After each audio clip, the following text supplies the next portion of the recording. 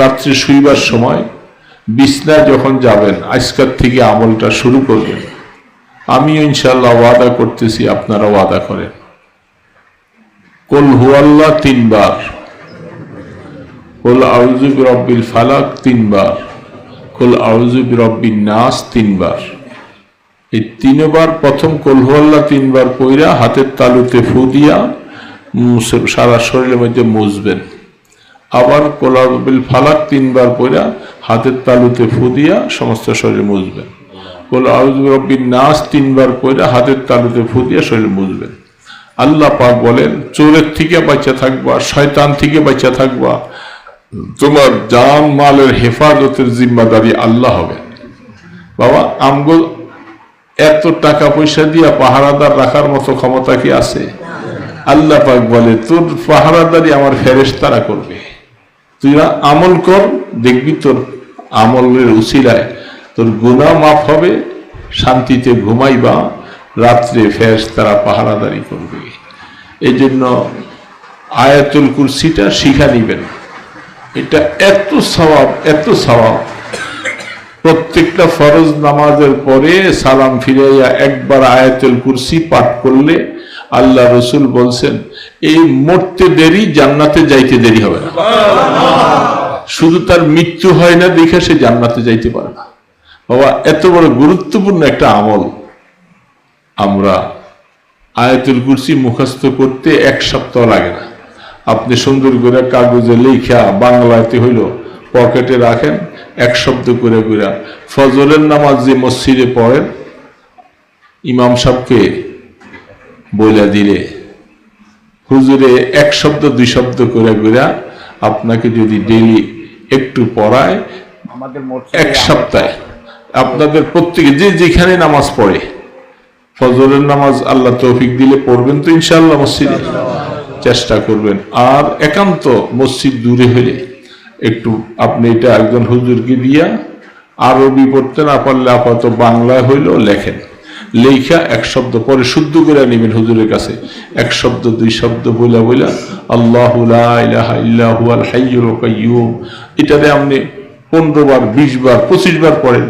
আল্লাহু লা ইলাহা ইল্লা হুয়াল হাইয়ুল কাইয়্যুম, আল্লাহু লা ইলাহা ইল্লা হুয়াল হাইয়ুল কাইয়্যুম। এটা যদি 15 বার 20 বার পড়েন, একটা শব্দ মুখস্থ হয়ে যাবে, হবে না? লা তাআখুযুহু সিনাতুন, লা তাআখুযুহু সিনাতুন, লা তাআখুযুহু সিনাতুন, লা তাআখুযুহু সিনাতুন। এই মক্তবে নুরানি বাচ্চারা যেরকম পড়ে, আপনি এরকম মসজিদে 1 সপ্তাহ পড়েন ইনশাআল্লাহ। জীবনে এটা মুখস্থ হইলে নামাজের পরে পড়তে পারবেন, রাত্রে শুইবার সময় পড়তে পারবেন। আরো কত আমল আছে। এত বড় পুঁজি বাবা, দুনিয়ার কোটি টাকা দিয়েও এটা কোনো সম্ভব হবে না। আপনি আয়াতুল কুরসি পড়লে যে সওয়াব পাবেন। আমরা চেষ্টা করব না ইনশাআল্লাহ? চেষ্টা করব, এইটাই কথা আর কি।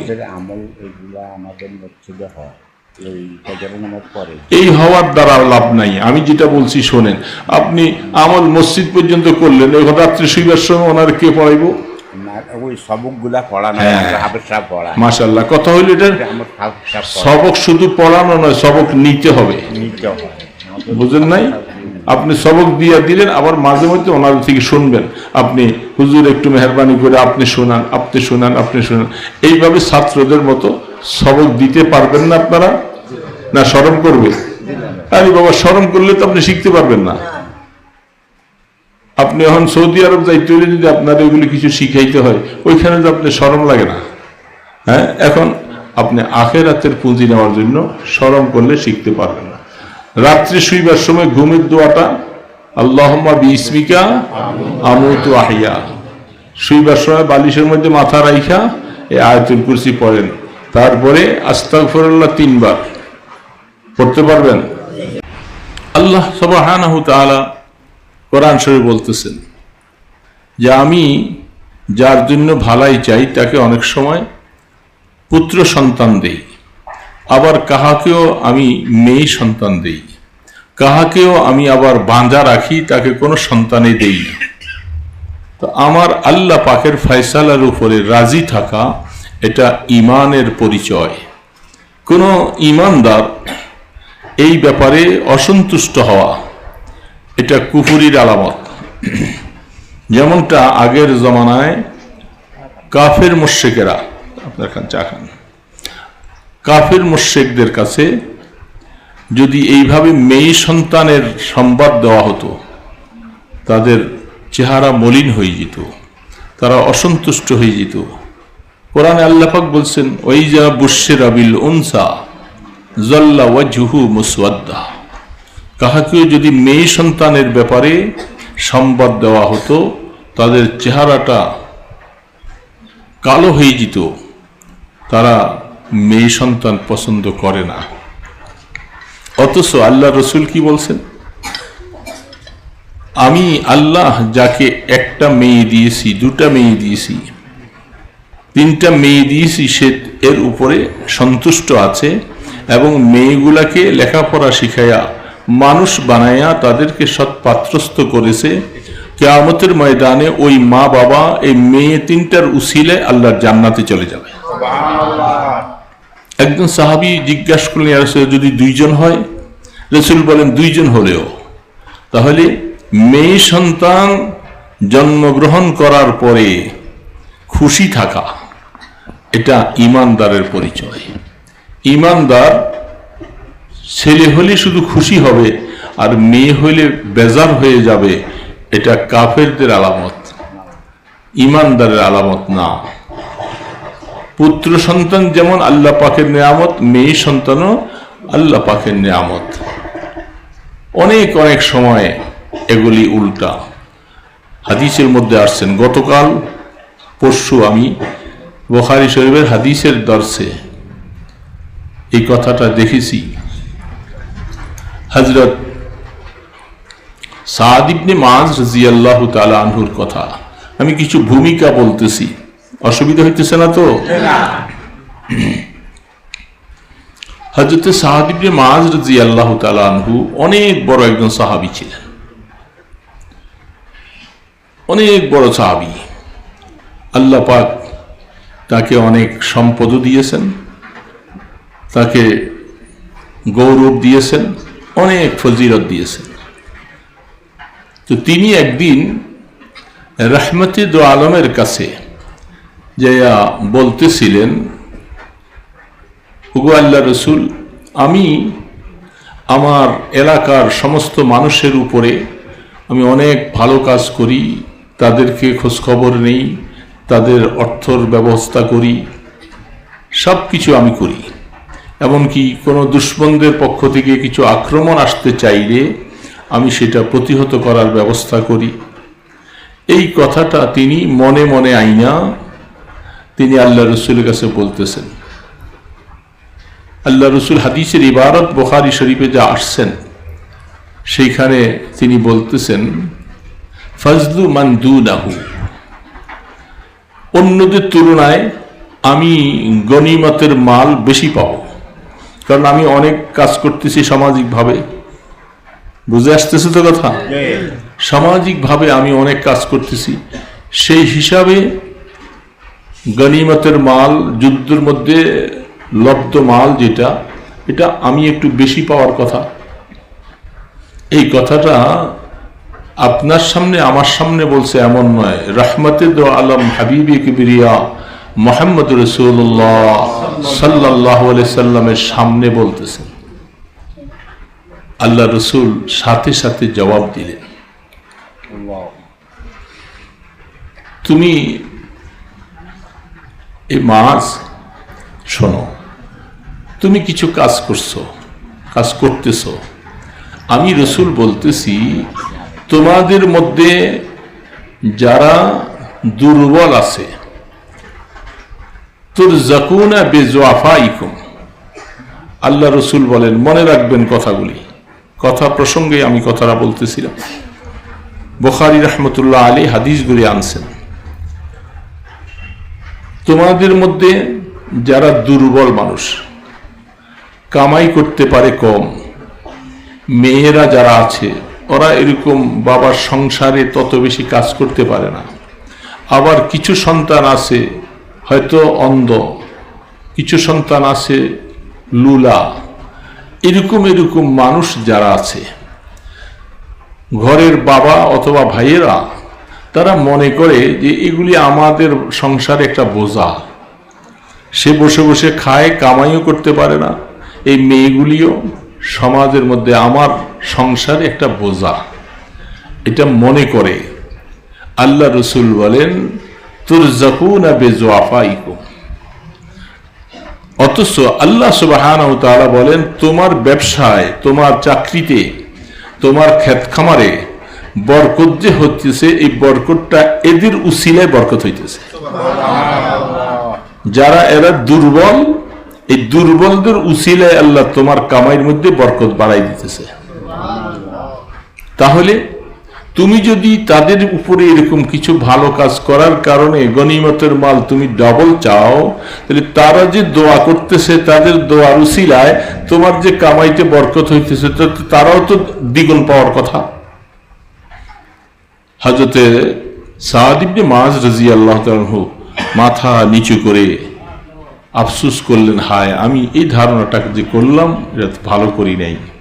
এটা বোঝা যাচ্ছে যে যারা, এই হাদিসের আরো লম্বা লম্বা কথা আছে, যারা সে বেশি ভালো কাজ করতে পারে না সমাজে, কিন্তু সে দোয়া করতে পারে, সে বসে বসে দোয়া করে।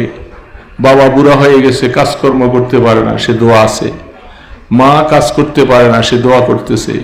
মেয়েগুলি তোমার সংসারে এত কাজ করতে পারে না, তারা বসে বসে দোয়া করতেছে, আল্লাহ আমার বাবার স্বাস্থ্য সুস্থ ভালো রাখো, কামাইতে বরকত দাও, ফসলে বরকত দাও এবং তাদেরকে ভালো রাখো। এই যে দোয়াগুলি করতেছে, তাদের দোয়ার উসিলায় আল্লাহ তোমাদের মধ্যে সব দিক দিয়ে বরকত দিতেছে। তাহলে বোঝা দরকার আসলে আমি যে কিছু করি এমনটা নয়। আরেকটা হাদিস আসছেন বুখারী শরীফে, তার 2-3 পৃষ্ঠা পরে বুখারী রহমতুল্লাহ আলাইহি তিনি হাদিস পেশ করতে যায়া বলছেন, ঘটনাটা কোন কোন সাহাবায়ে কেরাম বলছেন এটা উহুদের যুদ্ধের ঘটনা, আর কোন সাহাবাদের কথা হইল খায়বরের যুদ্ধের ঘটনা। এই হাদিসটার থেকে আমাদের জীবনে কোন জমানার কথা, রাসূলের জীবনের কথা, সেই সময়কার কথা আর হাদিসে বর্ণনা আসার কারণে আমরা দেখতেছি, সেগুলি আপনাদেরকে শোনাইতেছি। আমাদের এর থেকে অনেক কিছু সবক উপদেশ গ্রহণ করার বিষয়। যুদ্ধ পরিচালনা করতে শুরু করেছে কাফেরদের সাথে। ওই জামানায় মুসলমানদের সাথে, সাহাবাদের সাথে কাফেরদের গমসান লড়াই, যুদ্ধ হচ্ছিল। এমন সময় একজন সাহাবী দৌড়ে আইসা আল্লাহ রসুলকে বলতেছেন,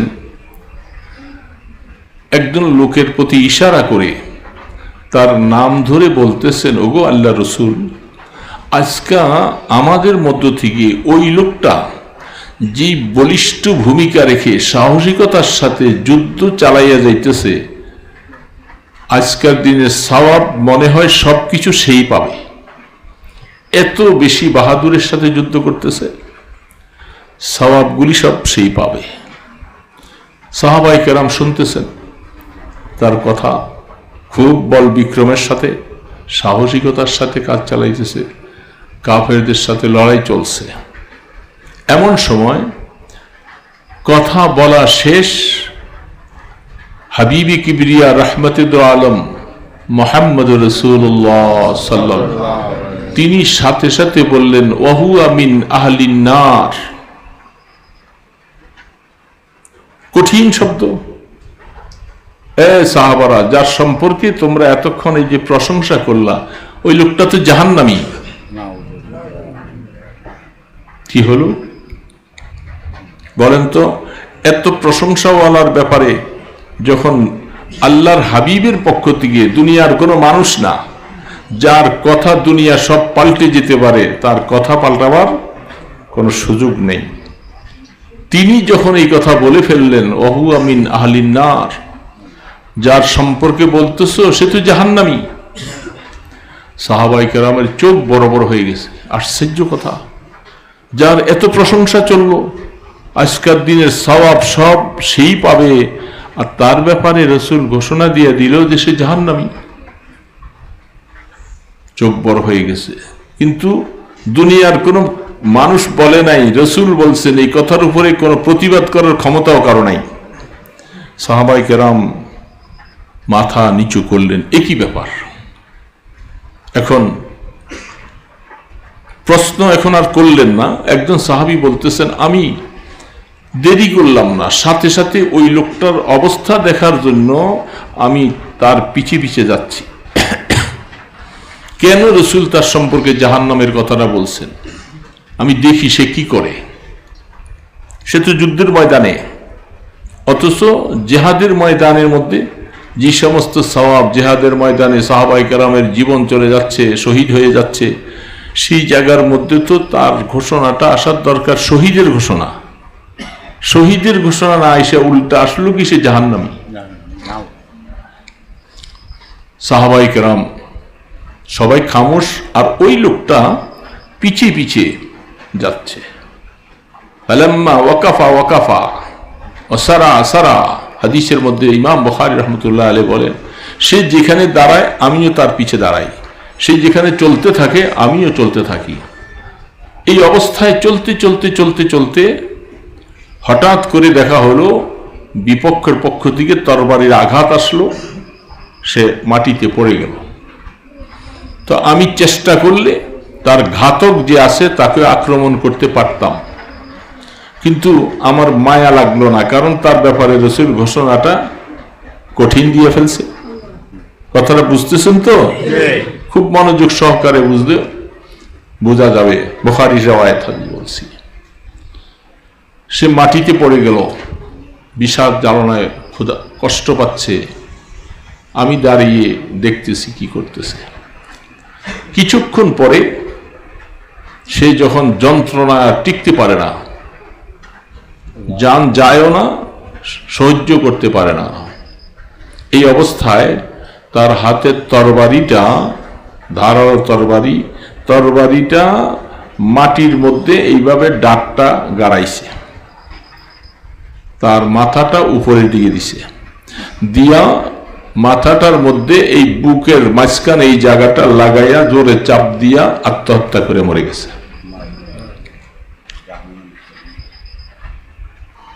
বুঝলেন না কথাটা?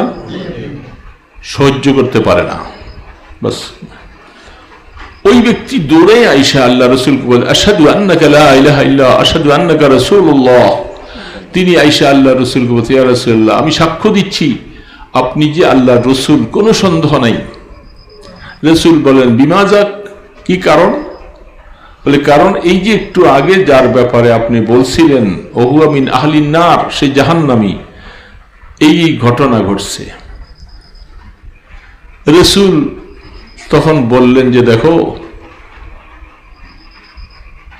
তোমাদের মধ্যে এমন আছে, ইন্না মিনকুম লাইবাদিরুল আমাল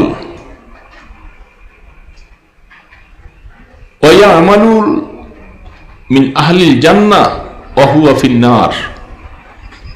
তোমাদের মধ্যে অনেক মানুষ এরকম আছে, সে কাজকর্ম যা করতেছে সমস্ত কাজগুলি করে করে মনে মনে তৃপ্তি যে সেই লোকটা জান্নাতি হবে। এরকম আছি না? আমরা মনে করি না? নামাজ, রোজা, তাসবিহ, তাহলিল, মাদ্রাসা বানানো, হজ করা, যাকাত দেওয়া, সদকা খায়রাত করা ইত্যাদি ভালো কাজ যত আছে সব কিছু করতেছে, এরকম মানুষ আছি না আমরা দুনিয়ায়? কিন্তু আল্লাহ রাসূল বলেন, পরিণতিটা, শেষ ফল কি? শেষ ফলটা সে জাহান্নামী হবে। আবার এমন মানুষ আছে যে লোকটা কাজকর্ম অত বেশি ভালো দেখা যায় না, কিছু কাজ উল্টাপাল্টা, মানুষ দেখে তাকে এত ভালো মনে করে না, অথচ তার তকদির ভালো, সেই লোকটা মৃত্যুর আগে এমন আমল করে, এমন তওবা করে, সেই লোকটা জান্নাতি হয়ে যায়। তখন এই কথাটা বলার পরে আল্লাহর হাবিব বলছেন যে এর উদ্দেশ্য ব্যাখ্যা হলো এই কথা, তুমি একইনি ভাবে নিজের আমল, নিজের অবস্থা, নিজের নামাজ, নিজের হজ, নিজের ভালো কাজগুলি দেখে কখনো গর্বিত হইও না যে আমি তো জান্নাতে যাবই। খবরদার, রাসূল বলছেন এই ধরনের কল্পনা করা যাবে না। একই ভাবে তুমি জান্নাতে চলে যাইবা, তোমাকে সার্টিফিকেট কে দিল? তুমি আশা করতে পারো আল্লাহর কাছে, এই যে কিছু কাজ করতেছি, আশা, শুধু আশা, হয়তো আল্লাহ মাফ করে দিবেন। এই জন্য অন্তর থেকে সে অহমিকাটাকে একবারে জলাঞ্জলি দিয়া বের করে দেওয়ার জন্য রাসূল বলছেন। আবার এমন মানুষ আছে, সে কিছু কাজকর্ম উল্টা করে, মাঝে মধ্যে দেখেছি মতো নামাজও পড়ে না, উল্টা পাল্টা চলে, দেখা যায় যে মৃত্যুর আগে মানুষ বলতেছে ও তো জাহান্নামে যাবে, তার কাজ কারবার দেখে মনে করে। রাসূল বলেন তার তকদির ভালো, ইন্তেকালের আগে দেখা যায় হঠাৎ করে সেই লোকটা ভালো মানুষ হয়ে যায়, এমন তওবা করে সেই লোকটাকে যারা খারাপ মনে করেছিল সেই লোকটা আর জান্নাতে চলে যায়। এই জন্য খারাপ বলা যাবে না কাউকে, তার কাজকর্ম দেখে, অবস্থা দেখে আপনার সিদ্ধান্ত দেওয়ার কে? কারণ আপনার কাছে কি জান্নাত জাহান্নামের কোন লিস্টই আছে? আপনি সিদ্ধান্ত দেওয়ার কে? আপনি তাহাকে জাহান্নামী বলতে পারেন না। হ্যাঁ, তার আমল আপনার কাছে কিছু খারাপ লাগতেছে, আমলটার ব্যাপারে আপনি একটু অসন্তুষ্ট হলেন, কিন্তু এই লোকটা যদি এখন ভালো মানুষ হয়ে যায়, তওবা করে, আল্লাহ পাক বলে আমার জন্য, আমার কাছে রাস্তা খোলা, কারণ আমি মানুষের তওবা কবুল করনেওয়ালা।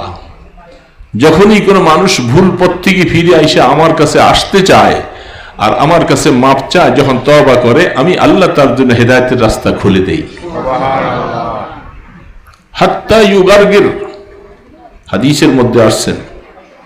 আহা, ইমানদার মুসলমান বাবাজিরা, আমার আল্লাহ বান্দাকে কত আশ্বস্ত করেছেন। সারা জীবন গুনাহ করেছে, অন্যায় করেছে, মৌতের আগে গড়গড়ানি শুরু হয়ে যায়, পানি গলার ভিতরে দিলে পানি যায় না, ডাবের পানি যায় না, চিনির পানি যায় না, গড়গড়াইতে থাকে, জানটা চলে যাবে, হয় না এরকম? এই সময়ও যদি কোন আল্লাহর বান্দা সে আল্লাহর কাছে এখন তওবা করে যে আল্লাহ আমি বুঝি নাই, আমি জীবনে কত অপরাধ করে ফেলছি, আল্লাহ আমি তখন কবরে চলে যাব, আল্লাহ আমি তওবা করতেছি জীবনের গুনাহ থেকে, তুমি আমাকে মাফ করে দাও। আল্লাহ রাসূল বলেন এই সময়ে যদি সে খাঁটি তওবা করে, আমি আল্লাহ তাকে মাফ করে দিই।